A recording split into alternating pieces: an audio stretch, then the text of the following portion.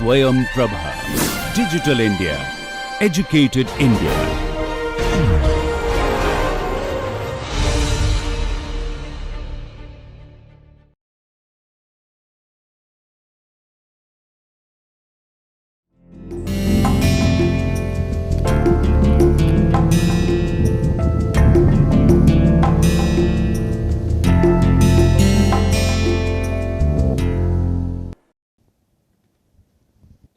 नमस्कार। भारतीय राजनीति से संबंधित चर्चा के इस श्रृंखला में हमने अभी तक बहुत सारे विषयों के बारे में बातचीत की है। पिछले कुछ एपिसोड्स में हम भारत में कुछ प्रमुख आंदोलनों की बात करते रहे हैं जो कि अलग अलग समूहों से संबंधित हैं। हमने ट्रेड यूनियन मूवमेंट्स की बात की, हमने किसान आंदोलन की बात की और उसके पहले हमने सामाजिक आंदोलनों के बारे में भी एक समझ बनाने की कोशिश की थी। आज की इस चर्चा में मैं आपसे भारत में महिला आंदोलन के बारे में बातचीत करूंगा और भारत में जो महिलाओं का आंदोलन है वह किस रूप में रहा है। और यहाँ पर सीधा सा अर्थ यह नहीं है कि वह आंदोलन लगातार गोलबंदी के माध्यम से धरना और प्रदर्शनों के रूप में सामने आता रहे, बल्कि अलग अलग स्तरों पर कैसे महिला संगठनों ने या महिला कार्यकर्ताओं ने अपने अधिकारों के पक्ष में आवाज़ उठाई है, अपने लिए अलग अलग तरह की मांगें रखी हैं। उन मांगों के पक्ष में समाज के विभिन्न तबकों को झुकाने का या उनसे सहमत करने का प्रयास किया है। वो सारी की सारी बातें महिला आंदोलन का भाग बन जाती हैं। तो आज की जो हमारी पूरी चर्चा है उसमें हम महिला आंदोलन से जुड़े विविध आयामों के बारे में बातचीत करेंगे। अगर मैं आपसे आज की इस चर्चा की एक रूपरेखा की बात करूं तो उसमें हम कोशिश यह करेंगे कि आज़ादी के पूर्व के समय से जो महिला आंदोलन आरंभ हुआ उसमें जिस तरह की प्रवृत्तियां सामने आईं उससे अपनी चर्चा को आगे बढ़ाएं और समकालीन समय तक उसको लेकर आएं।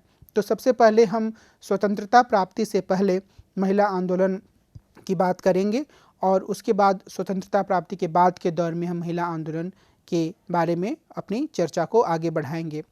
फिर टुवर्ड्स इक्वालिटी रिपोर्ट 1974 में जो आया था और 1971 में जिसका गठन हुआ था उसके बारे में हम चर्चा करेंगे। और फिर 1970 और 1980 के दशक में महिलाओं की सक्रियता, इस पर बातचीत होगी। महिला आरक्षण के प्रश्न पर और उससे संबंधित जो वाद विवाद हैं उनके विभिन्न पहलुओं की हम समझ बनाने की कोशिश करेंगे। समान नागरिक संहिता से संबंधित वाद विवाद पर भी हमारी नज़र होगी, उस पर किस तरीके के तर्क आते रहे हैं, उन सब बातों को मैं आपके सामने रखने की कोशिश करूंगा। दक्षिणपंथी महिला संगठन और जो तथाकथित मुख्य धारा के नारीवादी जिन्हें हम मानते हैं उनकी चिंताओं में, विषयों की प्रस्तुति के लहजे में अंतर में हम के बारे में हम बातचीत करेंगे कि आखिर जो दक्षिणपंथी महिला संगठन हैं वो किस तरीके से या किस अलग तरीके से अपनी बातों को रखती हैं। फिर हम दलित नारीवाद के बारे में बात करेंगे जो कि हिंदुस्तान में नारीवाद की एक प्रमुख धारा के रूप में उभर कर सामने आया है। और आखिर में हम महिला आंदोलन से संबंधित कुछ अन्य प्रमुख मुद्दे जो कि महिला आरक्षण, समान नागरिक संहिता, इन सब से अलग है लेकिन काफ़ी महत्वपूर्ण है, उन मुद्दों के बारे में थोड़ी चर्चा करेंगे। और फिर हम महिला आंदोलन के सामने जो प्रमुख चुनौतियां हैं उनकी बात करेंगे। जो सबसे पहली बात हमें याद रखने की आवश्यकता है वह यह है कि भारत में महिला आंदोलन का एक लंबा इतिहास रहा है। इस आंदोलन ने महिलाओं के हितों की सुरक्षा के लिए काम किया है। ऐसा करने के लिए इसने स्त्रियों के विरुद्ध प्रावधान करने वाली सामाजिक कुरीतियों की मुखालफत की है और इसने महिलाओं के हकों को सुरक्षित करने, सार्वजनिक जीवन में उनकी भूमिका बढ़ाने तथा उन्हें विभिन्न अधिकार दिलाने हेतु संघर्ष किया है। महिला आंदोलन ने पूरे समाज को प्रभावित करने वाले मुद्दों पर भी स्पष्ट रुख अपनाया है। मसलन राष्ट्रीय आंदोलन या आपातकाल के खिलाफ चलने वाले आंदोलनों में भी महिला संगठनों ने साफ दृष्टिकोण अपनाया, यानी कि वो सिर्फ और सिर्फ महिलाओं के मुद्दों तक सीमित नहीं रही बल्कि उन्होंने उन मुद्दों पर भी अपनी राय रखी जिससे समाज का अलग अलग तबका या संपूर्ण समाज प्रभावित हो रहा था। अब अगर हम स्वतंत्रता प्राप्ति से पहले महिला आंदोलन पर ध्यान दें तो एक बात तो हम साफ तौर पर कह सकते हैं कि महिलाओं की गोलबंदी और उनके अधिकारों की विशिष्ट रूप से बात करना औपनिवेशिक दौर में ही आरंभ हुआ। मध्यकाल में हम ग्रंथों के माध्यम से और कुछ व्यक्तित्वों के माध्यम से इस चीज़ की शिनाख्त कर सकते हैं कि महिलाओं की स्थिति क्या थी। लेकिन क्या महिलाओं ने खुद संगठन बनाकर गोलबंद करके अपने अधिकारों को सामने रखा या अपने अधिकारों की मांग की या समाज में अन्य महिलाओं के लिए अधिकारों की मांग की, इसका प्रमाण बहुत नहीं मिलता है। तो ये मुख्य रूप से जो ये औपनिवेशिक काल है उसी की यह परिघटना है और यह माना जाता है कि भारत में इसकी शुरुआत 19वीं सदी में सामाजिक सुधार के मुद्दों के संदर्भ में हुई। इसमें स्त्री स्वाधीनता पर बल दिया गया और इसके मुद्दे औपनिवेशिक स्थिति से प्रभावित हुए। आरंभिक दौर में महिलाओं में शिक्षा का प्रसार करने तथा सती, बाल विवाह और पर्दा जैसी कुप्रथाओं को दूर करने तथा विधवा विवाह को प्रोत्साहित करने पर जोर दिया गया और ये सभी ऐसे पहलू थे जो कि उस समय के समाज में एक बड़ी समस्या के रूप में थे। और मुझे ये उम्मीद है कि आप इस बात को अच्छी तरीके से समझ पा रहे होंगे कि सती का अर्थ क्या है। सती का अर्थ है कि जब सती प्रथा का कि जब एक स्त्री का पति मर जाता था तो उसके पति के शरीर के साथ स्त्री को भी जला दिया जाता था। तो ये एक तरीके की हत्या थी निर्दोष महिला की इस कुप्रथा में। तो इसका विरोध किया आरंभिक दौर में महिला कार्यकर्ताओं ने भी और पुरुष कार्यकर्ताओं ने भी। बाल विवाह का मतलब होता था बहुत ही कम उम्र में लड़के और लड़कियों का विवाह कर देना और उसके लिए कोई न्यूनतम उम्र तय नहीं था।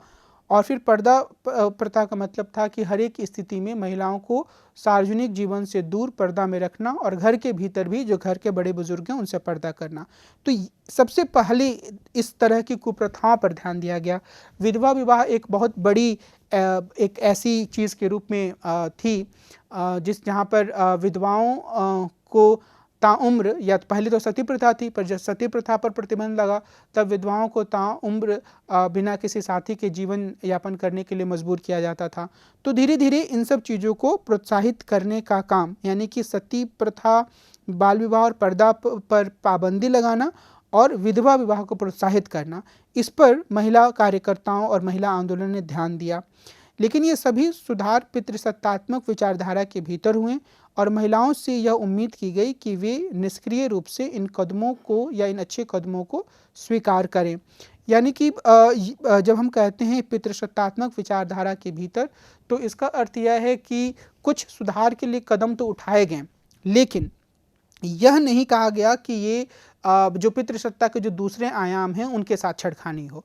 तो कुछ चीज़ों पे पुरुषों ने लगातार प्रयास करके एक माहौल बनाया, महिलाओं ने भी उसमें भूमिका अदा की, लेकिन जो बुनियादी आधार था पितृसत्ता का, जो पुरुष को बहुत ही महत्वपूर्ण भूमिका देना, महिलाओं को घरों तक सीमित रखना, उस पर सवाल करने की कोशिश नहीं की गई। राष्ट्रवादी आंदोलन के दौर में महिलाओं ने बड़ी संख्या में भागीदारी की और वे जेल भी गई। विशेष रूप से अगर हम महात्मा गांधी के द्वारा आरंभ किए गए आंदोलनों के विभिन्न अध्ययनों पर ध्यान दें तो यह बात सामने आती है कि बहुत सारी महिलाएं घरों से बाहर निकलीं और उन्होंने आज़ादी के आंदोलन में भाग लिया। बहुत सारी महिलाएं क्रांतिकारी संगठनों में भी सम्मिलित हुईं और उन्होंने देश की आज़ादी के लिए अपने जीवन को न्यौछावर कर दिया। लेकिन जो यह पूरा दौर था स्वतंत्रता आंदोलन का दौर, उसमें घरेलू क्षेत्र यानी परिवार के क्षेत्र की महिमा का भी बखान किया गया और उसमें महिलाओं की भूमिका को सर्वप्रमुख माना गया। घरेलू क्षेत्र को सार्वजनिक क्षेत्र से थोड़ा कमतर लेकिन इसका अनुपूरक माना गया। राष्ट्रवादी आंदोलन की एक और महत्वपूर्ण बात यह थी कि इसमें नारीत्व के गुणों को भारत के आध्यात्मिक जीवन का तत्व मानते हुए महिलाओं की भागीदारी के रास्ते को तैयार किया गया। विशेष रूप से महात्मा गांधी ने लगातार नारीत्व के गुणों पर जोर दिया और बाद में बहुत सारे जो राजनीति सिद्धांतकार या मनोवैज्ञानिक अध्ययन करने वाले विद्वान हैं, उन्होंने रेखांकित भी किया कि जो गांधी का अहिंसा का पूरा सिद्धांत था वो एक तरीके से जो नारीगत गुण माने जाते हैं उनको अपनाने की तरह था। तो ये सारी चीज़ें थीं जहाँ पर हम एक परिघटना देखते हैं कि महिलाओं की भूमिका सार्वजनिक क्षेत्र में बढ़ रही थी, लेकिन आदर्श माना जा रहा था कि वो घर के काम को भी संभालें या घर का जो उच्चतर काम है उस माहौल में रहें। और पार्थ चटर्जी ने इस बारे में एक बहुत ही महत्वपूर्ण विश्लेषण प्रस्तुत किया है।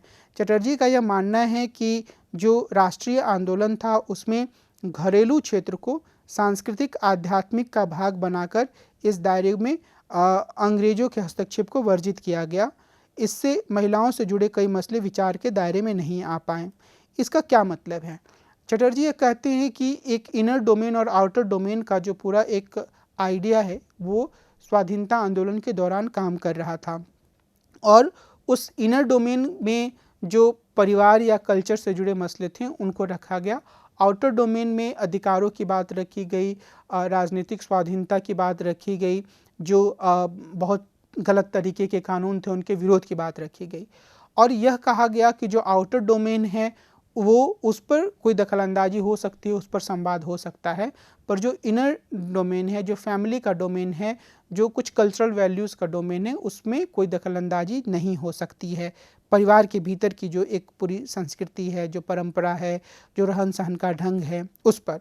तो ये एक तरीके से इसने जो परिवार का दायरा था, सकारात्मक रूप से हम कह सकते हैं कि इसने परिवार के दायरे में अंग्रेज़ों की दखलंदाजी को रोका।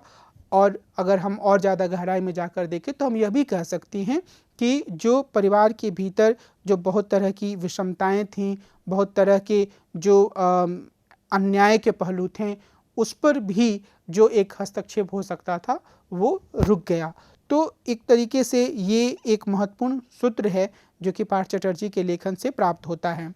इस तरह जो एक राष्ट्रवादी विमर्श बना, उसमें एक तरफ महिलाओं को आगे बढ़ाया गया और दूसरी तरफ इनके कई सारे मुद्दों पर सार्वजनिक रूप से खामोशी रखी गई। महिला संगठनों ने इस दौर में समान नागरिक संहिता, मताधिकार और दलों के भीतर महिलाओं को पर्याप्त स्थान देने जैसे मसलों को उठाया। इस दौर में दो प्रमुख महिला संगठन थे। National Council for Women in India NCWI 1926 में इसकी स्थापना हुई थी, और All India Women's Conference AIWC 1927 में इसकी स्थापना हुई थी। अब ये जो दोनों ही संगठन थे उसके बारे में हमें साफ तौर पर यह समझ लेना चाहिए कि इसमें वही महिलाएं सम्मिलित थीं जो पढ़ी लिखी थीं, जो कि अपने परिवार के स्तर पर इस तरह मजबूत थीं कि उनके परिवार को बहुत ज़्यादा दिक्कत नहीं थी कि वो घर के दायरे से बाहर निकलें और शिक्षा ग्रहण तो करें ही, पर शिक्षा ग्रहण करने के बाद वो सक्रिय रूप से संगठन का काम करें, राजनीति का काम करें। तो ये एक जो ये दो संगठन थे, इन्होंने कई मामलों पर अपना काम किया, गोलबंदी करने की कोशिश की। इनके प्रयासों से 1929 में शारदा एक्ट पारित हुआ, जिसमें लड़कियों के विवाह की न्यूनतम उम्र 14 और लड़कों की विवाह की उम्र 18 वर्ष तय की गई। इन्होंने समान नागरिक संहिता की मांग पर जोर दिया और हिंदू कोड बिल के लिए पृष्ठभूमि बनाने में भी इनकी महत्वपूर्ण भूमिका रही। आगे समान नागरिक संहिता के बारे में हम बातचीत करेंगे, लेकिन अगर बहुत ही संक्षेप में यहाँ चूँकि ये शब्द आए हैं तो मैं इसके बारे में आपको बता देना चाहता हूँ। हिंदू कोड बिल जो है वो 50 के दशक में संसद के द्वारा पारित किया गया। यह बिल इसलिए भी महत्वपूर्ण है क्योंकि इसी बिल के मसले पर डॉक्टर अंबेडकर ने जवाहरलाल नेहरू की सरकार में कानून मंत्री पद से इस्तीफा दिया था, क्योंकि वो चाहते थे कि हिंदू कोड बिल आए जिसमें कि महिलाओं को कई अधिकार देने का प्रावधान था। जो धर्म के कई ऐसे पहलू जिसका सहारा लेकर महिलाओं के साथ अत्याचार किया जाता था, उसको हटाने और उसको एक रूप में परिभाषित करने की बात थी। तो चूँकि रूढ़िवादी शक्तियों ने इसका विरोध किया तो डॉक्टर अंबेडकर ने उस समय इस्तीफा दे दिया था। तो ये इसकी भी एक पृष्ठभूमि बनाने का काम इन महिला संगठनों ने भी किया, क्योंकि वो लगातार इसकी मांग कर रही थी कि जो अलग अलग तरीके से धार्मिक प्रथाओं की या विवाह से जुड़े नियमों की या अन्य पहलुओं की जो स्त्रियों के जीवन को प्रभावित कर रहे थे, उनकी व्याख्या कर दी जाती है, तो वो खत्म करने की ज़रूरत है और एक हिंदू कोड बिल जैसी चीज़ आनी चाहिए। दूसरा जो समान नागरिक संहिता का मसला है वह यह है कि जो एक नागरिक के निजी जीवन से जुड़े मसले होते हैं, विवाह का मसला हो गया, संपत्ति का मसला हो गया, इसमें भी एक तरीके के कानून को लागू किया जाए। आपको यह याद रखने की ज़रूरत है कि जो आपराधिक मामले हैं उसमें औपनिवेशिक दौर से ही एक समान कानून लागू कर दिया गया था। इसका मतलब यह है कि एक तरीके के अपराध के लिए हर व्यक्ति को एक जैसी सज़ा मिलेगी, चाहे उसकी आर्थिक स्थिति, चाहे उसकी धार्मिक स्थिति कुछ भी हो। लेकिन जो सिविल कोड था वो अलग अलग धर्मों के लिए अलग अलग रखा गया, क्योंकि यह माना गया औपनिवेशिक दौर में भी कि अलग अलग धर्मों की अपने रहन सहन हैं, अपनी प्रथाएं हैं, अपनी परंपराएं हैं, अपनी वरीयताएं हैं, और अगर राज्य द्वारा इसमें दखलंदाजी की जाएगी तो ये एक अलग तरह की समस्या या विद्रोह को जन्म देगा। हालांकि राष्ट्रीय आंदोलन के दौरान भी इस तरीके के मुद्दे उठते रहे और नारीवादी संगठनों ने भी, महिला संगठनों ने भी उठाएं, क्योंकि उनका यह कहना था कि हर एक धर्म में जो उनका एक पर्सनल लॉज होता है धर्म का, उसमें महिलाओं की स्थिति बुरी है, चाहे वो हिंदू धर्म हो, चाहे वो मुस्लिम धर्म हो, चाहे वो क्रिश्चियनिटी हो, चाहे कोई और धर्म हो। तो ज़रूरत इस बात की है कि एक ऐसा कॉमन सिविल कोड या बने जिसमें कि कुछ ऐसे बिंदुओं को लाया जाए जिससे महिलाओं की स्थिति मजबूत हो और सभी धर्मों पर वो समान रूप से लागू हो। लेकिन अलग अलग कारणों से इसका विरोध चलता रहा। हमारे लिए महत्वपूर्ण यह है कि हम इस बात को याद रखें कि औपनिवेशिक दौर में भी जब महिला आंदोलन बहुत ही आरंभिक अवस्था में था, उस समय भी महिला संगठनों ने समान नागरिक संहिता की बात की थी। आगे हम इससे जुड़े हुए वाद विवाद को ज़्यादा विस्तार से देखेंगे। ये भी एक जो दूसरी बात अभी मैं आपको बताने जा रहा हूँ वह भी अपने आप में बहुत रोचक है कि जो महिला संगठन थे उन्होंने इस बात का समर्थन नहीं किया कि महिलाओं को विधान मंडलों में आरक्षण मिले। तर्क यह था कि महिलाएं खुद अपने आप को इतना सशक्त बनाएंगी कि वो पुरुषों के बराबर आकर और जो प्रतिनिधि निकाय हैं उनमें भागीदारी करेंगी। कुछ महिला कार्यकर्ताओं ने व्यक्तिगत रूप से आरक्षण की मांग का समर्थन किया था। इससे जुड़े हुए पहलू को हम आगे और विस्तार से देखेंगे। और यह भी याद रखने की ज़रूरत है, जैसे मैंने पहले इससे और इशारा किया था कि महिला संगठन तो एक तरफ थी ही, कुछ महिला कार्यकर्ताओं ने या बहुत सारे महिला कार्यकर्ता यह कहना चाहिए, उन्होंने जो क्रांतिकारी आंदोलन था उसमें भाग लिया था और वहाँ भी उन्होंने जो उनके आंतरिक वाद विवाद होते थे उसमें उन्होंने स्त्रियों की स्थिति को मजबूती से स्थापित करने की वकालत की थी।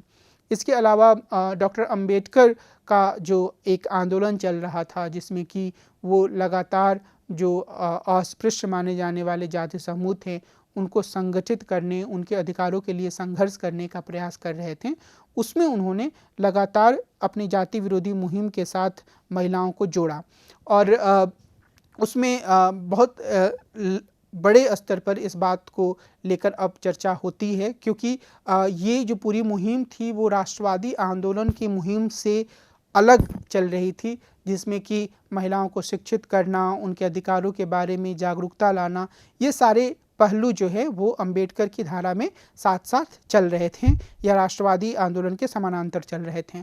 उसी तरीके से जब मैं किसान आंदोलन के बारे में बात कर रहा था तो मैंने तेभागा और तेलंगाना आंदोलन का जिक्र किया था।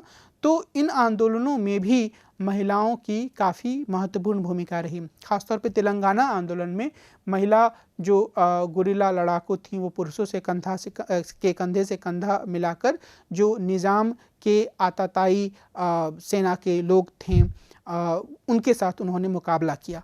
तो अलग अलग तरीके से महिलाओं की भूमिका रही और महिला संगठनों ने कुछ खास मांगों को आगे बढ़ाया, पर अलग अलग स्थानों पर महिलाओं की जो उपस्थिति थी उसने भिन्न भिन्न तरीके से मुद्दों पर जोर दिया या भिन्न भिन्न तरीके से संघर्ष किया।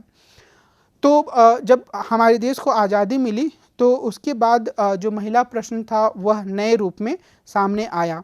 सरकार द्वारा महिलाओं के लिए कई कल्याणकारी कार्यक्रम शुरू किए गए, लेकिन उन्होंने सार्वजनिक संस्थानों और समाज में मौजूद संरचनात्मक विषमताओं और सेक्सुअल पक्षपात को खत्म नहीं किया और इससे महिलाओं के असंतोष में वृद्धि हुई। और ये जो एक स्थिति थी, यहाँ हम इस चीज़ को समझने की ज़रूरत है कि हालांकि कल्याणकारी कार्यक्रम यानी कि महिलाओं के लिए स्कूल बनाना, महिलाओं की सुरक्षा की व्यवस्था करना, गर्भवती स्त्रियों की सुरक्षा के लिए व्यवस्था करना, ये सारी की सारी चीज़ें जो हैं वो काफ़ी महत्वपूर्ण हैं महिलाओं के सशक्तिकरण के लिए। लेकिन उसके साथ ही यह ज़रूरी है कि समाज में जो एक पितृसत्तात्मक सोच है उसको भी चोट पहुँचे। मैं कहना यह चाह रहा हूँ कि इन सब स्थितियों के साथ जो वास्तविक रूप में संपत्ति है वह भी महिलाओं के हाथों में आए, इसका प्रावधान होना भी ज़रूरी होता है। विवाह के मामले में या पुत्र या पुत्री पैदा करने के मामले में महिलाओं के अपने विचारों को तरजीह दी जाए कि वो अगर ऐसा नहीं करना चाहती हैं तो जो गर्भ निरोधक या उसके बारे में फैसला लेने की जो शक्ति है वो महिलाओं को मिले, जो कि पितृसत्तात्मक समाजों में अमूमन नहीं मिल पाती थी और अभी भी उस पर एक संकट का बादल छाया रहता है। या फिर जो एक महिलाओं को नियंत्रित अवस्था में रखना और उनके लिए पहले से बनी बनाई व्यवस्था एक पुत्री के रूप में या पुत्रवधू के रूप में जो बनी हुई है उसको कमज़ोर करना या उसको तोड़ना, ये सभी पितृसत्तात्मक जकड़न को तोड़ने से संबंधित हैं। धर्म के द्वारा या धार्मिक परंपराओं के द्वारा भी महिलाओं को दबाने के लिए जो अलग अलग तरीके के मानकों का इस्तेमाल किया जाता है उनको लगातार चुनौती देना भी बहुत ज़रूरी होता है। तो जो लोक कल्याणकारी कार्यक्रम होते हैं वो उसकी दिशा में एक कदम हैं, क्योंकि जब महिलाएं शिक्षित होती हैं तो वो इन सब चीज़ों पर सवाल करना शुरू करती हैं। लेकिन सीधे तौर पर सरकार के द्वारा इस तरीके के कार्यक्रम नहीं बनाए गए 50 और 60 के दशक में। और हिंदू कोड बिल को अगर छोड़ दिया जाए तो सरकार ने और कोई बहुत मजबूत कदम नहीं उठाया, तो इससे महिलाओं के असंतोष में वृद्धि हुई। और कई बार यह भी माना जाता है कि स्वतंत्रता प्राप्ति के बाद के शुरुआती 1-2 दशकों में महिला संगठनों का काम धीमा पड़ गया था, किंतु 1954 में national federation of Indian women in India NFIW का गठन हुआ, जो CPI की महिला शाखा थी। अरुणा आसफ अली भी इससे जुड़ी हुई थी और इस संगठन ने कई प्रमुख मुद्दे उठाए। अब ये जो बीच की जो स्थिति है उसमें महिलाओं की शिक्षा में वृद्धि होती रही, पर कई सारे मुद्दों पर उतनी गंभीरता से बात नहीं हुई जितनी गंभीरता से बात होनी चाहिए थी। लेकिन इसमें टुवर्ड्स इक्वालिटी रिपोर्ट जो आया उसकी बड़ी महत्वपूर्ण भूमिका रही। उसने एक तरीके से जो शिक्षित महिलाएं थीं, जो शिक्षा हासिल कर चुकी थीं और शिक्षित पुरुष भी थे और मीडिया, इन सब के बीच में महिलाओं की स्थिति को लेकर एक बड़ी ही मजबूत स्तर की बातचीत शुरू की, एक बहुत गंभीर बातचीत होनी शुरू हो गई। Committee on the status of women in India CSWI का गठन 1971 में किया गया। इसका काम भारत में विकास और राष्ट्र निर्माण में के महिलाओं पर प्रभाव का अध्ययन करना था कि अभी तक जो विकास हो रहा है या राष्ट्र निर्माण के लिए जो कदम उठाए जा रहे हैं उनका महिलाओं पर क्या प्रभाव पड़ा है। इस समिति ने टुवर्ड्स इक्वालिटी शीर्षक से 1974 में अपनी रिपोर्ट प्रस्तुत की। इसमें इसने विस्तृत आंकड़ों के विश्लेषण से यह दिखाया कि कैसे आज़ादी के बाद महिलाओं की सामाजिक, आर्थिक और राजनीतिक स्थिति में लगातार गिरावट आई है। इस संदर्भ में इसने हाशिए के समूहों में महिलाओं की बुरी स्थिति का विशेष रूप से उल्लेख किया, उसको रेखांकित किया। सबसे पहले इसी रिपोर्ट में लड़कियों की कम होती संख्या के तथ्य को रेखांकित किया गया।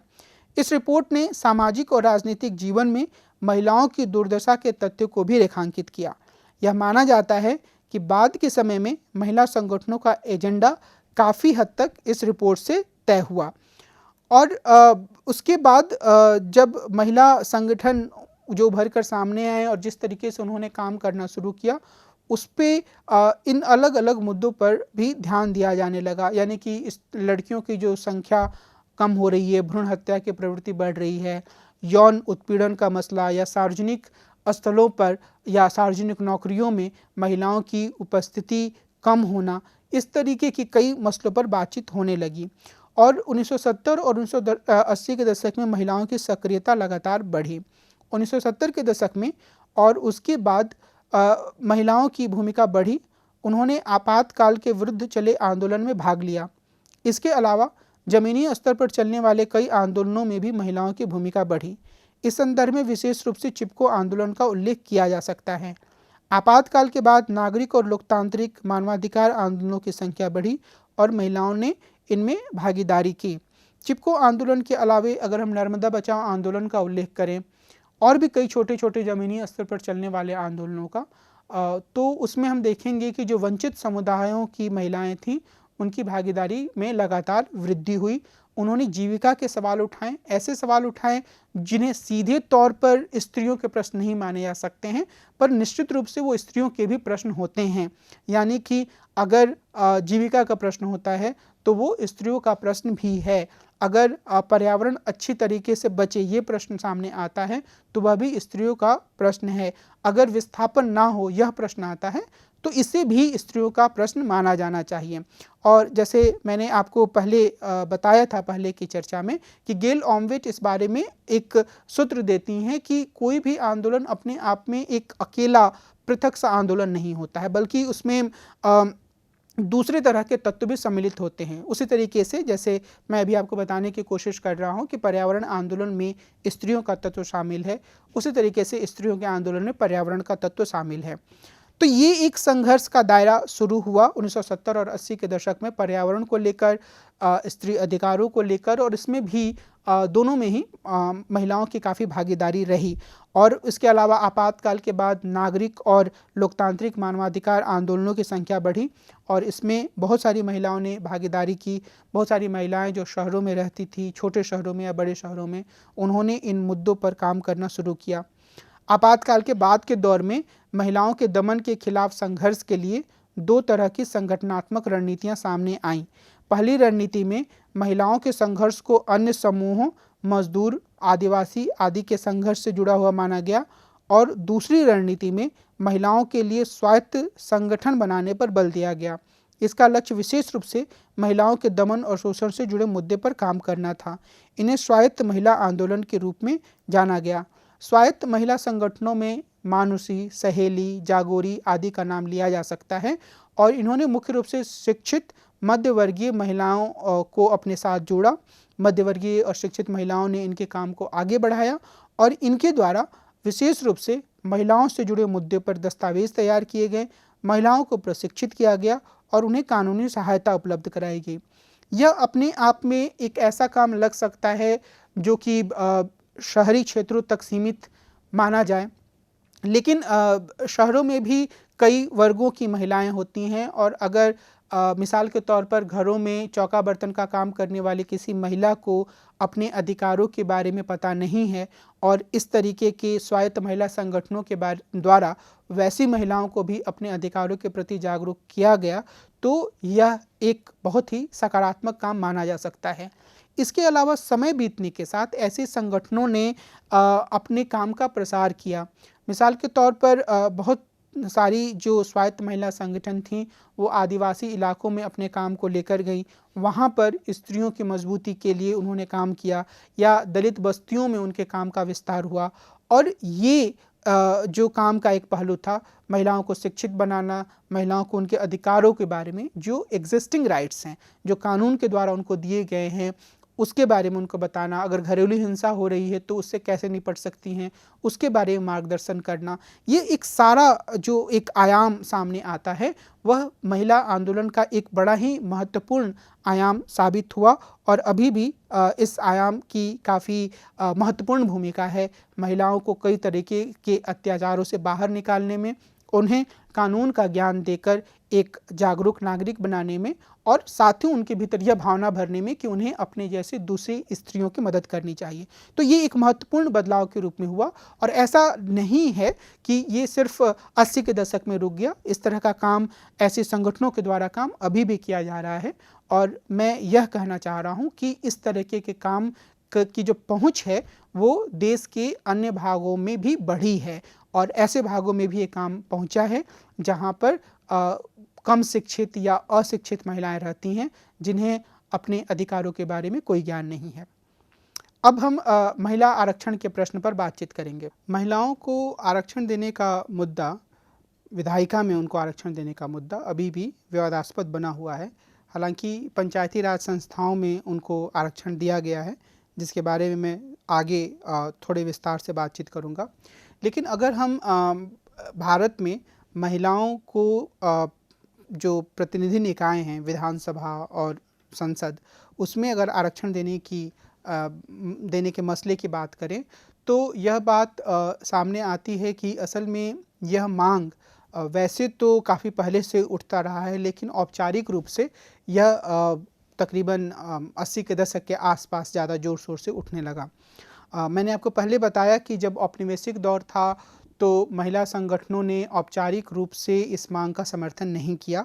वो यह मानती थीं कि महिलाएं खुद को सशक्त बनाएंगी और वो राजनीति के दायरे में आएंगी और अपनी उपस्थिति दर्ज कराएंगी।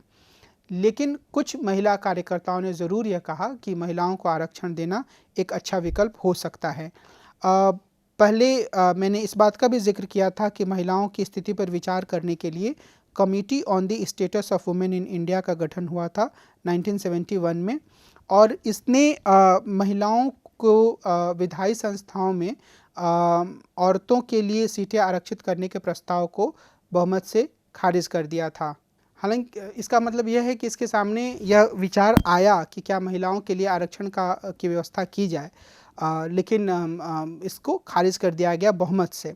हालांकि इस कमेटी की रिपोर्ट टुवर्ड्स इक्वालिटी से यह जानकारी भी मिल रही थी कि स्त्री विधिकर्ता की संख्या घटती जा रही है और राजनीतिक पार्टियां औरतों को टिकट देने से हिचकती हैं। स्त्रियों को आरक्षण देने का प्रश्न 1988 में फिर से उभरा, जब महिलाओं के लिए बनाई गई राष्ट्रीय परिप्रेक्ष्य योजना ने लैंगिक आधार पर 30% आरक्षण का सुझाव दिया।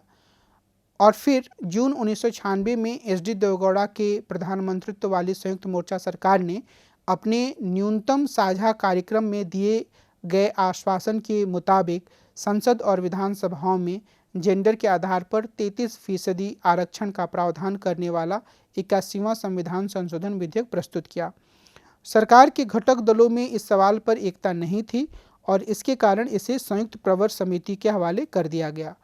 1998 में फिर यही विधेयक 84वें संविधान संशोधन के रूप में पेश किया गया। फिर 1999 में इसका एक और संस्करण 85वें संशोधन विधेयक के रूप में रखा गया, लेकिन विभिन्न बाधाओं के कारण इसे पारित नहीं किया जा सका। फिलहाल स्थिति यह है कि संविधान में 108वां संशोधन प्रस्तावित करने वाला महिला आरक्षण विधेयक राज्यसभा द्वारा 9 मार्च 2010 को पारित कर दिया गया है। लोकसभा के अनुमोदन के बाद पूर्ण कानून का दर्जा प्राप्त करने के बाद इसे राज्य विधानसभाओं की सहमति की भी आवश्यकता पड़ेगी। अब हमें यह याद रखने की ज़रूरत है कि ये जो हम लोगों ने एक क्रोनोलॉजिकल इवेंट्स की बात की कि कैसे घटनाक्रम हुए, तो उसमें जो प्रमुख मुद्दा है कि आखिर क्यों पुरुष राजनीतिज्ञों के द्वारा महिला आरक्षण का विरोध किया जाता है। तो उसका एक तो सबसे बड़ा कारण यही है कि पुरुष राजनेताओं को यह लगता है कि इससे राजनीति पर से उनका वर्चस्व खत्म हो जाएगा, और राजनीति पर से उनका वर्चस्व खत्म होने का सीधा सा मतलब यह है कि अगर एक व्यक्ति एक संसदीय क्षेत्र से चुनाव लड़ता है और अगर अगले संसदीय चुनावों में वह संसदीय क्षेत्र महिलाओं के लिए आरक्षित हो जाएगा, तो निश्चित रूप से उस राजनेता की चुनाव लड़ने की आकांक्षा पर पानी फिर जाएगा, और हम यह भी कह सकते हैं कि यह उसके राजनीतिक जीवन के लिए बड़ा घातक कदम साबित हो सकता है। इसके विकल्प के रूप में कई राजनेता अपनी पत्नियों को आगे बढ़ाते हैं, लेकिन राजनेताओं को हमेशा ही यह डर रहेगा, पुरुष राजनेताओं को, कि जो यह फॉर्मूला है वह उनकी पार्टी हमेशा स्वीकार नहीं करेगी। तो उनके भीतर यह भावना रही है कि जितनी ज़्यादा समय तक हो सके उतने समय तक महिला आरक्षण विधेयक को टालते रहो या उसको खारिज करते रहो। मुलायम सिंह यादव ने एक बार यह कहा भी था कि 33% आरक्षण देने का विचार बहुत अच्छा नहीं है, 10 से 15% तक का आरक्षण पर्याप्त हो सकता है। यह उन्होंने पत्रकारों से अनौपचारिक बातचीत में यह बात कही थी, पर उनकी यह बात एक तरीके से बहुत सारे पुरुष सांसदों की चिंताओं को ही रेखांकित करती है कि एकदम से अगर 33% सीटों को आरक्षित कर दिया गया तो यह उनके राजनीतिक भविष्य के लिए खतरा होगा। यहाँ एक और महत्वपूर्ण बात की तरफ मैं आपका ध्यान दिलाना चाह रहा हूँ। कंचन चंद्रा ने भारत में डायनेस्टिक पॉलिटिक्स के संदर्भ में किताब लिखी है, और उन्होंने यह बताया है कि जो महिलाएं राजनीति में सक्रिय हैं उनमें से बहुत सारी महिलाएं इसलिए राजनीति में आ पाई हैं क्योंकि उनके परिवार का कोई ना कोई सदस्य, उनके पति या उनके पिता राजनीति में पहले से सक्रिय थे। तो हमें इस संदर्भ में यह मानकर चलना चाहिए कि जो महिलाएं राजनीति में अभी सक्रिय हैं उनमें से भी बहुत सारी महिलाएं स्वाभाविक रूप से उभर कर सामने नहीं आ पाई हैं। तो असल में यह महिला आरक्षण के पक्ष में एक मजबूत तर्क के रूप में सामने आता है कि अगर आम महिलाओं को, जिनकी पारिवारिक पृष्ठभूमि राजनीतिक नहीं है, जो आम परिवारों से आती हैं, उन्हें अगर राजनीति में लाना है, उन्हें अगर संसद में लाना है, तो आरक्षण एक महत्वपूर्ण कदम है। दूसरा, लोगों के विरोध करने का कारण और भी ज़्यादा महत्वपूर्ण है, और वह यह है कि जो वंचित वर्ग के संगठन हैं, उनके द्वारा महिला आरक्षण के भीतर अनुसूचित जाति, अनुसूचित जनजाति की महिलाओं के लिए अलग कोटा बनाने की मांग की जाती रही है। कुछ नेताओं ने ओबीसी महिलाओं के लिए भी ऐसा करने की मांग की है। और अभी उनका मुख्य तर्क यह है कि जिस तरीके से उच्च जातियों का पहले वर्चस्व रहा है, असल में उच्च जातियां यह प्रयास कर रही हैं कि उच्च जातियों के पुरुषों के स्थान पर अब उच्च जातियों के महिलाओं का वर्चस्व हो जाए, और जो भी सीटें आरक्षित होंगी, अगर उसमें वंचित तबकों के लिए आरक्षण की अलग से कोटा की व्यवस्था नहीं होगी, तो उन सभी सीटों पर जो महिलाएं हैं वो उच्च जातियों की होंगी। तो इस तरह की मांग को शरद यादव ने और उनके जैसे अन्य नेताओं ने आगे बढ़ाया, और उनका यह कहना है कि जो महिला आरक्षण है उस पर जब तक से सब कोटा या उप कोटा नहीं होगा, तब तक उसे पारित नहीं किया जाना चाहिए।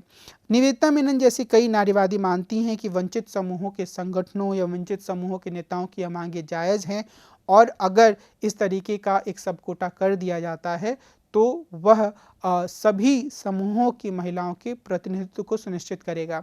हालांकि बहुत सारी लेखिकाएं यह भी कहती हैं कि यह असल में महिला आरक्षण के विधेयक को लटकाने की तरह है, क्योंकि इस तरीके से आरक्षण देने के लिए अलग से संविधान संशोधन करने की आवश्यकता पड़ सकती है।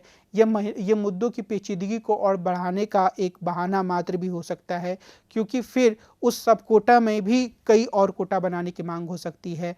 तो ये एक अंतहीन सिलसिला हो सकता है, और इससे अच्छा उपाय यह हो सकता है कि खुद जो राजनीतिक दल हैं वो इस तरीके के अनुशासन का पालन करें, यानी कि वो जो सीटें वितरित करें महिलाओं को, 33% जो फिक्स सीटें की जाएंगी आरक्षण के बाद, उन सीटों में वो ये कर दें कि अलग अलग समूहों की किन महिलाओं को टिकट दिया जाएगा। बहरहाल ये एक ऐसा मोड़ है जहाँ पर महिला आरक्षण का पूरा विमर्श रुका हुआ है, और संसद और विधानसभाओं में महिलाओं को आरक्षण देने का प्रस्ताव कानून के रूप में पारित नहीं हो पाया है, और इसके लिए बहुत ज़्यादा गहरे प्रयास की ज़रूरत है, क्योंकि आज के दौर में कोई भी राजनीतिक दल खुलकर इस तरीके के आरक्षण के प्रस्ताव का विरोध नहीं करता है। लेकिन यह भी सच्चाई है कि अधिकांश राजनीतिक दल इसलिए हिचकते हैं क्योंकि उनके पुरुष सदस्यों का एक तो दबाव होता है, और दूसरा कि वो एक ऐसे कानून का मॉडल अपने दिमाग में रखे हुए हैं जो कि कई बार असंगत भी लग सकता है बहुत तरह के लोगों को। तो ये एक ऐसा विवाद है जिसका निपटाना बहुत मुश्किल नहीं है, पर अलग अलग कारणों से इस पर एक सहमति नहीं बन पा रही है, और अभी भी महिला आरक्षण का मुद्दा अपने मूर्त रूप में सामने नहीं आ पाया है। लेकिन एक अलग स्तर पर महिला आरक्षण का मुद्दा जरूर मूर्त रूप में सामने आया है, और यह है पंचायती राज के स्तर पर या नगर पालिकाओं के स्तर पर। संविधान का 73वां संशोधन 1992 में हुआ, और उसके तहत जिला, ब्लॉक और ग्राम पंचायतों में अनुसूचित जातियों, अनुसूचित जनजातियों को उनकी जनसंख्या के अनुपात में और महिलाओं को 1/3 आरक्षण का प्रावधान किया गया। इसके बाद हुए 74वें संशोधन के तहत आरक्षण की यही व्यवस्थाएं शहरी निकायों में भी की गई। इस आरक्षण की व्यवस्था ने यह दिखाया कि इससे बड़ी संख्या में महिलाएं राजनीति में सक्रिय हुईं, और इसमें भी कई तरह की चीज़ें आईं सामने कई अध्ययनों से। जैसे यह कहा गया कि अधिकांश स्थानों पर एक मुखिया पति जैसे शब्दावली प्रचलित हो गई, और जो पुरुष दबंग सदस्य होते हैं वो असल में डमी कैंडिडेट के रूप में अपनी महिलाओं को खड़ा करते हैं, और जो महिलाओं का प्रतिनिधित्व है वह नाम मात्र का है। लेकिन कुछ अन्य अध्ययनों ने यह दिखाया कि एक महिला जब पहली बार मुखिया बनती है तो वो अपने परिवार के पुरुष सदस्यों या अपने पति पर ज़्यादा निर्भर होती है, पर धीरे धीरे जब उसे राजनीतिक अनुभव प्राप्त होता है तो वह या तो स्वायत्त रूप से या समान रूप से उन सारी गतिविधियों में भागीदारी करने लगती है। तो ये जो परिवर्तन है, जो शुरुआती स्तर पर थोड़ा अनचाहा किस्म का या थोड़ा मजाकिया किस्म का या फिर चीज़ों को गलत दिशा में ले जाने वाला लग सकता है, वह धीरे धीरे और गहरे स्तर पर ले जाकर बदलाव करता है। यह बात स्थानीय निकायों में महिलाओं के आरक्षण से साबित होती है। उसका जो पूरा अनुभव है उससे यह बात सामने आती है और यह संसद और विधानसभाओं में महिलाओं को आरक्षण देने के पक्ष में एक और मजबूत तर्क प्रस्तुत करता है। बहरहाल हम इससे आगे बढ़ते हैं और हम समान नागरिक संहिता से संबंधित वाद विवाद के बारे में एक समझ बनाने की कोशिश करते हैं। समान नागरिक संहिता पूरे देश के लिए एक समान कानून के साथ ही सभी धार्मिक समुदायों के लिए विवाह, तलाक, विरासत, गोद लेने आदि कानूनों में भी एकरूपता प्रदान करने का प्रावधान करती है। संविधान के अनुच्छेद 44 में वर्णित है कि राज्य भारत के पूरे क्षेत्र में नागरिकों के लिए समान नागरिक संहिता सुनिश्चित करने का प्रावधान का प्रयास करेगा। लेकिन हम सब जानते हैं कि जो अनुच्छेद 44 है वो राज्य के नीति निर्देशक तत्वों का भाग है और अनुच्छेद 37 में यह परिभाषित किया गया है कि जो राज्य के नीति निर्देशक संबंधी प्रावधान हैं उन्हें प्रवर्तित करने के लिए यानी कि उन्हें लागू करने के लिए किसी भी न्यायालय के द्वारा कोई निर्देश नहीं दिया जा सकता है। लेकिन इसमें निहित सिद्धांत जो होते हैं वो शासन व्यवस्था के लिए मौलिक प्रवृत्ति होंगे, उसके लिए एक मार्ग निर्देशिका की तरह होंगे। तो जो ये पूरा प्रावधान है संविधान सभा में जो अल्पसंख्यक समूहों के सदस्यों ने जो थे जब उनके सामने यह विचार आया कि क्या समान नागरिक संहिता के प्रावधानों को लागू कर दिया जाए, तो जो अल्पसंख्यक समूहों के सदस्य थे उन्होंने इसका विरोध किया और उनका यह कहना था, जो भी मुस्लिम सदस्य उसमें ज़्यादातर थे, तो उनका यह कहना था कि जो समान नागरिक संहिता है वह लोगों के जो अपने निजी मामले हैं या धर्म से जुड़े मामले हैं उसमें दखलंदाजी की तरह होगी। कुछ अल्पसंख्यक सदस्यों ने यह भी कहा कि यह हो सकता है कि जो तथा अलग अलग समुदाय हैं जैसे मुस्लिम या कुछ और समुदाय उनसे संवाद किया जाए और जब तक वो तैयार ना हो तब तक इस तरीके से समान नागरिक संहिता को लागू ना किया जाए। सरकार ने भी इस मामले पर यही रणनीति अपनाई। हालांकि कुछ अन्य सदस्यों ने जो यह समिति विचार कर रही थी इस बात पर जोर दिया कि नहीं, समान नागरिक संहिता लागू होनी चाहिए, पर चूंकि वो अल्पसंख्यक समुदाय के नहीं थे इसलिए जो सदस्य अल्पसंख्यक समुदाय के थे उनकी बातों को ही ज़्यादा वजन दिया गया और सरकार ने यह रणनीति अपनाई कि खुद अल्पसंख्यक समूहों के भीतर से इस तरह की मांग सामने आनी चाहिए।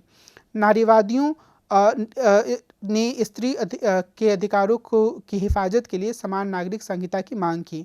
पीछे जब हम पूर्व औपनिवेशिक काल में यानी कि आज़ादी के पूर्व के महिला आंदोलन की बात कर रहे थे तो मैंने यह रेखांकित किया था कि शुरू से ही एक समान नागरिक संहिता पर जोर देना नारीवादी या महिला संगठनों के एजेंडा का भाग रहा है। लेकिन 1980 के दशक में हिंदू दक्षिणपंथी राजनीति ने समान नागरिक संहिता लागू न करने को मुस्लिमों के तुष्टीकरण की नीति की संज्ञा दी।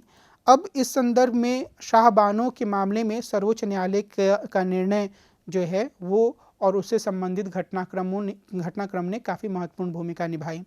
हुआ यह कि शाहबानो एक मुस्लिम महिला थीं जिनके पति ने उनको तलाक दे दिया था और वो अपने पति से गुजारा भत्ता चाहती थीं। सर्वोच्च न्यायालय ने कहा कि उनके पति को अपनी पूर्व पत्नी को गुजारा भत्ता देना होगा। रूढ़िवादी मुस्लिमों ने यह कहा कि यह सीधे तौर पर मुस्लिमों के पर्सनल लॉज में दखलंदाजी है और पहले दिन जब यह निर्णय आया तब राजीव गांधी की सरकार और उनके मंत्रियों ने एक तरीके से इसका स्वागत किया, लेकिन बाद में जब रूढ़िवादी मुस्लिम इसके विरोध में सड़कों पर उतर आए तो राजीव गांधी की सरकार ने सर्वोच्च न्यायालय के इस फैसले को पलटने का फैसला किया, यानी कि उन्होंने एक नया कानून बनाया जिससे सर्वोच्च न्यायालय का निर्णय अप्रभावी हो गया।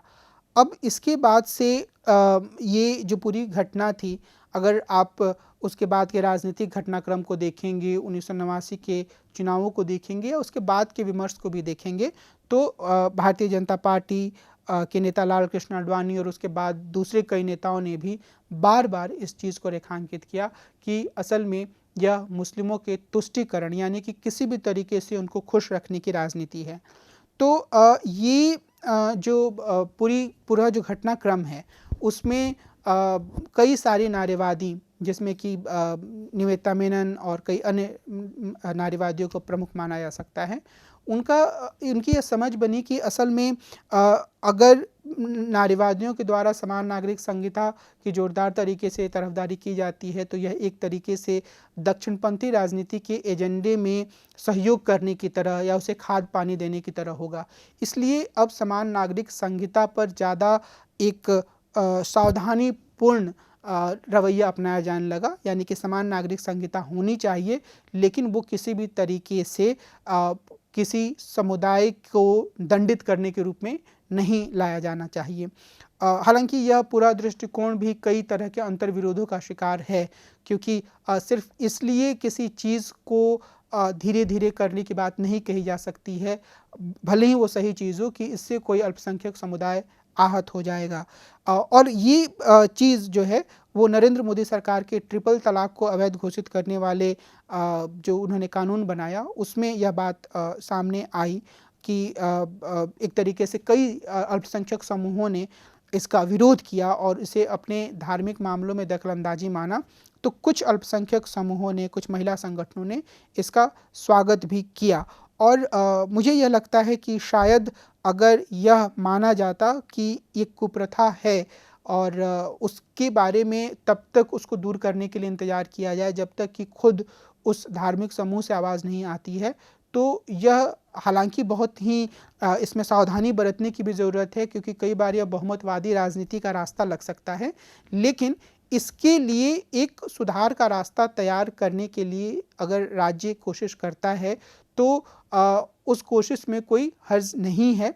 हालांकि मैं इसके साथ ये भी कहूँगा कि ज़्यादा से ज़्यादा समूहों से बातचीत करके ये कदम उठाना एक सही कदम हो सकता है, सही रास्ता हो सकता है, बजाय इसके कि स्टेटस कोइस्ट या यथास्थितिवादी बन जाया जाए। इसीलिए जब ट्रिपल तलाक को अवैध घोषित करने का जब कानून नरेंद्र मोदी की सरकार के द्वारा बनवाया गया संसद के माध्यम से, तो कई मुस्लिम महिला संगठनों ने भी इसका स्वागत किया। हालांकि मुख्य रूप से अगर ये जो कानून बना वो एक सही कदम होने के बावजूद अगर और ज़्यादा समूहों से संवाद के बाद यह बनता तो और बेहतर स्थिति इसे माना जा सकता था। लेकिन जो मुख्य बात जो मैं यहाँ कहना चाह रहा हूँ वो ये कि समान नागरिक संहिता का जो पूरा कदम है वह कई तरह के विवादों से घिरा हुआ है और नारीवादियों ने हमेशा या महिला संगठनों ने हमेशा इस मांग का समर्थन किया है। पर जब से जो दक्षिणपंथी राजनीति करने वाले लोग हैं उन्होंने समान नागरिक संहिता को एक खास समुदाय को लक्ष्य बनाने के लिए इस्तेमाल करना शुरू किया है, तब से महिला संगठन जो हैं उन्होंने इस मुद्दे पर काफ़ी सावधानी से देखना शुरू कर दिया है। यानी कि वो ये चाहती हैं कि समान नागरिक संहिता आए, लेकिन वो यह भी चाहती हैं कि यह समान नागरिक संहिता किसी धार्मिक समुदाय को एक तरीके से उपेक्षित करने या उसकी भावनाओं को कष्ट पहुंचाने के रूप में या उसके धार्मिक परंपराओं को कुचलने के रूप में ना आए, बल्कि यह संवाद के माध्यम से आए। तो ये एक स्थिति है जिसकी कई तरह की आलोचनाएं हो सकती हैं और कुछ आलोचनाएं मैंने प्रस्तुत करने की कोशिश भी की। अब एक और पहलू है जिस पर हमें ध्यान देने की ज़रूरत है और वह दक्षिणपंथी महिला संगठनों से जुड़ा हुआ है। हिंदू और मुस्लिम दोनों में ही दक्षिणपंथी महिला संगठन हैं। मिसाल के तौर पर कई ऐसे महिला संगठन मिल जाएंगे मुस्लिमों की जो मुस्लिम धर्म की कई ऐसे पहलुओं को मानती हैं जिसे एक पढ़ी लिखी और महिला संगठन से जुड़ी हुई स्त्री असहज पा सकती है। मिसाल के तौर पर कई मुस्लिम नारीवादी या मुस्लिम महिला संगठन से जुड़ी महिलाएं जो हिजाब पहनती हों उसके पक्ष में वो तर्क दे सकती हैं। उसी तरीके से कई हिंदू महिला संगठन हो सकते हैं जो कि अपने धर्म की परंपराओं के हिसाब से जो धर्म में स्त्री की भूमिका बताई गई है उसका महिमागान करते हुए स्त्रियों के कुछ अधिकारों की बात कर सकती हैं। वो दहेज प्रथा का विरोध कर सकती हैं मिसाल के तौर पर, लेकिन इसके साथ ही साथ वो कई अन्य ऐसे धार्मिक प्रथाओं का समर्थन कर सकती हैं जिन्हें तथाकथित मुख्य धारा की जो नारीवादी होती हैं वो उन्हें प्रश्नांकित करती हैं या उन्हें गलत मानती हैं या उन्हें महिलाओं का दमन करने वाला मानती हैं। तो जो दक्षिणपंथी महिला संगठन हैं वो इन विरोधाभासों का प्रतिनिधित्व करते हैं, यानी कि ये कुछ ऐसे आयामों का समर्थन करती हैं जो पहले भी महिलाओं के खिलाफ घोषित किए जा चुके हैं, लेकिन उन्हें वो धार्मिक आधारों पर सही मानती हैं और इसके साथ ही वह कई अन्य ऐसे पहलुओं में सुधार की बात करती हैं जो उनके हिसाब से महिलाओं के अधिकारों के खिलाफ हैं। तो ये दो तरह की भूमिकाओं का निर्वहन करती हैं और इसमें हम बहुत तरह के संगठनों की भूमिका को देख सकते हैं। निवेदिता मेनन जैसे कई नारीवादी यह मानती हैं कि जैसे कि जो मैंने पहले इस बात को बोला था कि समान नागरिक संहिता का जो पूरा मुद्दा है वो एक अलग रुख अख्तियार कर चुका है, इसलिए महिला संगठन अब इस पे ज़्यादा सावधानी के साथ अपने नज़रिए को रखने की कोशिश करती हैं। तो खैर ये पूरा एक अलग तरह का वाद विवाद है और मैंने कोशिश की कि इसके मुख्य तत्वों को आपके सामने रखूं। एक अन्य आयाम जो भारतीय नारीवाद के संदर्भ में है वो दलित नारीवाद से जुड़ा हुआ है। भारत में वंचित समूहों के स्तर पर नारीवादी चिंतन और आंदोलन का उभार हुआ है। मैंने पहले बताया आपको कि कैसे अम्बेडकरवादी आंदोलन में भी औपनिवेशिक दौर में भी इसकी एक धारा विकसित हो रही थी। इस संदर्भ में जो अभी जो दलित नारीवाद है उसका विशेष रूप से उल्लेख किया जा सकता है। जो दलित नारीवादी संगठन हैं वे मुख्य धारा की नारीवादी संगठनों की उपेक्षा करती हैं, की आलोचना करती हैं। उनका यह कहना है कि ये जो मुख्य धारा की नारीवादी हैं वो जाति के प्रश्न की उपेक्षा करती हैं, जाति के प्रश्न पर ध्यान नहीं देती हैं और ये जिस तरीके से महिलाओं की चिंता को प्रस्तुत करती हैं वो कम से कम दलित महिलाओं की चिंता नहीं है। और उनका यह कहना है कि जो दलित महिलाएं हैं वो असल में जो जेंडर संबंधी असमानता है या भेदभाव है और जाति संबंधी भेदभाव है दोनों का सामना कर रही हैं। तो ये इस तरीके से मुद्दों को प्रस्तुत करना चाहती हैं जिससे कि जो महिलाएं हैं उनकी अलग तरह की जो चिंताएं हैं दलित महिलाएं उसको भी निस्तारण हो या उनको भी सामने लेकर आया जाए। महिला आंदोलन के सामने कुछ अन्य प्रमुख मुद्दे हैं जिन पर वो लगातार काम कर रही हैं। यौन उत्पीड़न के खिलाफ जागरूकता लाना और यह जागरूकता पूरे व्यापक समाज में और महिलाओं के भीतर दोनों स्तरों पर लाने के लिए इनका काम चल रहा है। कई महिला संगठन लेस्बियन और थर्ड जेंडर के अधिकारों का मसला लगातार उठा रही हैं और कई महिला संगठन जिसमें कि दक्षिणपंथी और अन्य महिला संगठन भी शामिल हैं वे वास्तविक अर्थों में पिता की संपत्ति पर बेटियों के हक को प्रदान करवाने की कोशिश कर रही हैं। और एक अन्य प्रमुख मुद्दा यह है कि वे ऐसे सामाजिक व्यवहारों के खिलाफ संघर्ष कर रही हैं जिससे लड़कियों की स्थिति कमज़ोर होती है। और उसके बाद हम ये देखेंगे कि जो महिला आंदोलन है उसके सामने कई तरह की चुनौतियां भी हैं और जैसा कि मैंने पहले अपनी बातचीत में रखा इस चीज़ को कि महिलाओं के भीतर भिन्नताओं को समेटना या विभिन्न वर्गों के महिलाओं का साझापन का विकास करना यह एक बहुत बड़ी चुनौती है। क्लास के स्तर पर यानी कि कुछ अमीर शहरी महिलाएं हैं, कुछ गरीब आदिवासी क्षेत्रों की महिलाएं हैं, कुछ दलित महिलाएं हैं, सबकी परेशानियां, सबकी ज़रूरतें, सबके संघर्ष अलग अलग हैं। तो उनमें साझापन कैसे आ सकता है ये एक बहुत बड़ी चुनौती है। और फिर दूसरा मैंने आपको इस चर्चा में बताया कि कैसे वामपंथी, दक्षिणपंथी और अस्मितावादी समूह अलग अलग अपने स्वरों में अपनी बातों को रख रही हैं। कई बार इनके द्वारा एक दूसरे की आलोचना या निंदा भी की जाती है। तो ऐसे में इस बात की आवश्यकता है कि ये समूह जो हैं वो आपस में साझापन को बढ़ाएं। कानूनों में सुधार करने के साथ साथ महिलाओं को उनके अधिकारों के बारे में जागरूक करना भी एक अत्यंत चुनौती भरा काम है और कई महिला संगठन अलग अलग स्तरों पर इस पे काम कर रही हैं, पर इसको एक अलग स्तर पर ले जाना भी महिला संगठनों के सामने एक बड़ी चुनौती है। समाज में व्यापक स्तर पर महिला अधिकारों के बारे में प्रामाणिक जागरूकता लाना भी अत्यंत आवश्यक है। यानी कि वो जागरूकता के कई स्तर हो सकते हैं। जागरूकता का एक स्तर यह हो सकता है कि लड़कियों की भ्रूण में हत्या ना की जाए। जागरूकता का दूसरा स्तर ये हो सकता है कि लड़कियों को पढ़ने के लिए भेजा जाए, उनका जल्द विवाह ना किया जाए। और जागरूकता का एक स्तर यह भी हो सकता है कि लड़कियों को और लड़कों को पढ़ने का समान मौका दिया जाए, या लड़कियों को अपने जीवन साथी चुनने का अधिकार दिया जाए, या लड़कियों को अपनी जाति से बाहर जाकर भी विवाह करने का अधिकार दिया जाए, इत्यादि इत्यादि। तो ये कई स्तर हैं जिस पर महिला संगठनों को महिला अधिकारों के बारे में एक प्रामाणिक जागरूकता से मतलब यह है कि एक स्तर पर लोग इसके बारे में जागरूक हैं, लेकिन वो अपने परिवार में या अपने पुत्रियों के साथ इस तरह का व्यवहार नहीं कर पाते हैं। यानी कि वे मानते हैं कि हाँ ठीक है, इंटरकास्ट मैरिजेस अच्छी बात हैं, लेकिन जब उनके पुत्री की बात आती है तो वो जागरूकता धरी की धरी रह जाती है।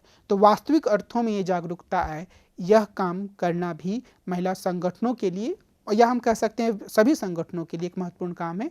लेकिन चूंकि महिला संगठन महिलाओं के अधिकारों की बात करती हैं, तो यह उनके लिए सबसे प्रमुख चुनौती भरा काम है कि वे महिलाओं की, लड़कियों के अधिकारों के बारे में एक प्रामाणिक जागरूकता और एक विश्वास आम लोगों में, सिर्फ स्त्रियों में नहीं, सिर्फ लड़कियों में नहीं, बल्कि आम लोगों में भी पैदा करें।